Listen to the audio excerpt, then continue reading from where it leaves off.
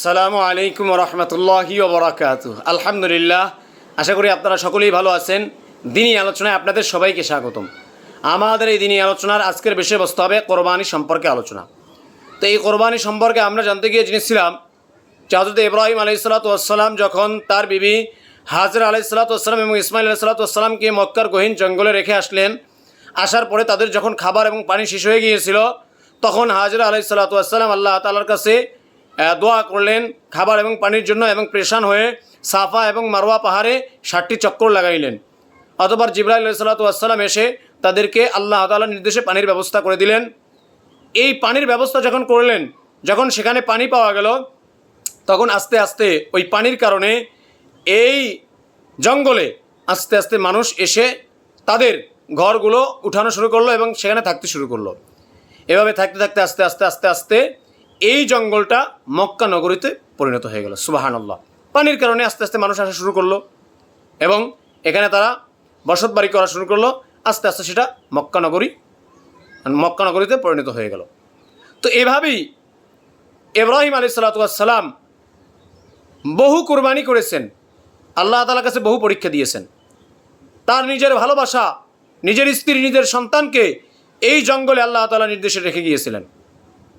এরকম করে তিনি কত বড় বড় কোরবানি করেছেন, কত বড় ত্যাগ করেছেন। এই কোরবানি করে আল্লাহ তাআলাকে কী করেছেন? সন্তুষ্ট করেছেন। তো বোঝা গেল ইব্রাহিম আলাইহিসসালামের এই ঘটনা দ্বারা বোঝা গেল যে প্রত্যেক নবীরাই এভাবে আল্লাহ তাআলার কাছে পরীক্ষা দেওয়ার জন্য অনেক কোরবানি করেছেন এবং তারা কোরবানি করে পরীক্ষায় পাশ করেও গিয়েছেন।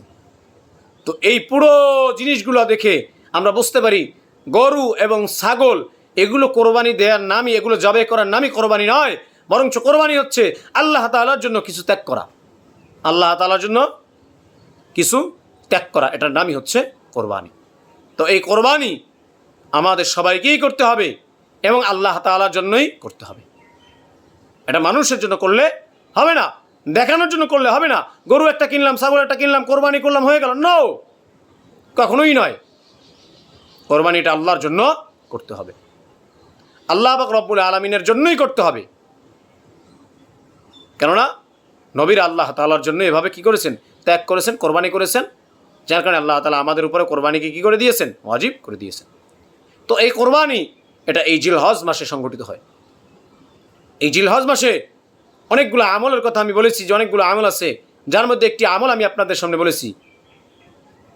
এই জিলহজ মাসের আরেকটি আমল হচ্ছে এই জিলহজ মাসের 10 দিনে বেশি বেশি তাকবীর, তাহমিদ, তাহলিল এগুলো বেশি বেশি পাঠ করা। শুধু তাই না, এই জিলহজ মাসের আরেকটি আমল হচ্ছে 9ই জিলহজ ফজর থেকে শুরু করে 13ই জিলহজ আসর পর্যন্ত পুরুষের জন্য জোরে এবং মহিলাদের জন্য আস্তে প্রত্যেক ফরজ নামাজের পরে একবার এই তাকবীর পাঠ করা। এই তাকবীর পাঠ করা কোনটা? আল্লাহু আকবার, আল্লাহু আকবার, লা ইলাহা ইল্লাল্লাহু ওয়াল্লাহু আকবার, আল্লাহু আকবার ওয়ালিল্লাহিল হামদ। এই তাকবীরে তাশরিক এটা পাঠ করা। এটা পুরুষদের জন্য জোরে, মহিলাদের জন্য আস্তে। এটা প্রত্যেক ফরজ নামাজের পরে 9ই জিলহজ ফজর থেকে নিয়ে শুরু করে 13ই জিলহজ আসর পর্যন্ত এই তাকবীরে তাশরিক এটা পাঠ করা। এরপরে এই জিলহজ মাসে আরেকটি আমল হচ্ছে এই জিলহজ মাসের আরাফার দিনে রোজা রাখা। আরাফার দিনে রোজা রাখলে কি হবে? রাসূলুল্লাহ সাল্লাল্লাহু আলাইহি ওয়াসাল্লাম বলেন, পূর্বের 1 বছর এবং পরের 1 বছরের গুনাহ আল্লাহ পাক রব্বুল আলামিন ক্ষমা করে দেবেন। সুবহানাল্লাহ। এই জন্য এই জিলহজ মাসের একটি আমল হচ্ছে আরাফার দিনে রোজা রাখা। কারণ এই রোজাটা রাখলে অনেক বড় ফজিলত। আগের 1 বছরের গুনাহ এবং পরের 1 বছরের গুনাহ আল্লাহ তাআলা ক্ষমা করে দেবেন। এই জন্য আমাদেরকে এই জিলহজ মাসে বেশি বেশি আমল করতে হবে। এই 10 দিনের গুরুত্ব অনেক বেশি। এই জন্য এই 10 দিনে বেশি বেশি কী করতে হবে? আমল করতে হবে এবং একনিষ্ঠভাবে আল্লাহ তাআলার জন্যই কোরবানি করতে হবে। একনিষ্ঠভাবে আল্লাহ তাআলার জন্যই কোরবানি করতে হবে, লোক দেখানোর জন্য না। গরু একটা কিনলাম গোস্ত খাওয়ার জন্য না, এভাবেও না, বরঞ্চ একনিষ্ঠভাবে আল্লাহ তাআলার জন্য কোরবানি করতে হবে।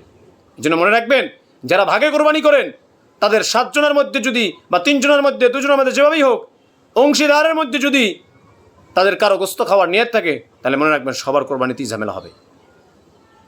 এজন্য কোরবানি করতে হবে একমাত্র আল্লাহ তাআলার জন্য। আল্লাহ পাক রব্বুল আলামিন আমাদের সবাইকে একমাত্র তার জন্যই, তাকে সন্তুষ্ট করার জন্যই কোরবানি করার তৌফিক দান করুক। আমিন। ওয়া আখিরু দাওয়ানা আলহামদুলিল্লাহি রাব্বিল আলামিন। আসসালামু আলাইকুম ওয়া রাহমাতুল্লাহি ওয়া বারাকাতুহু।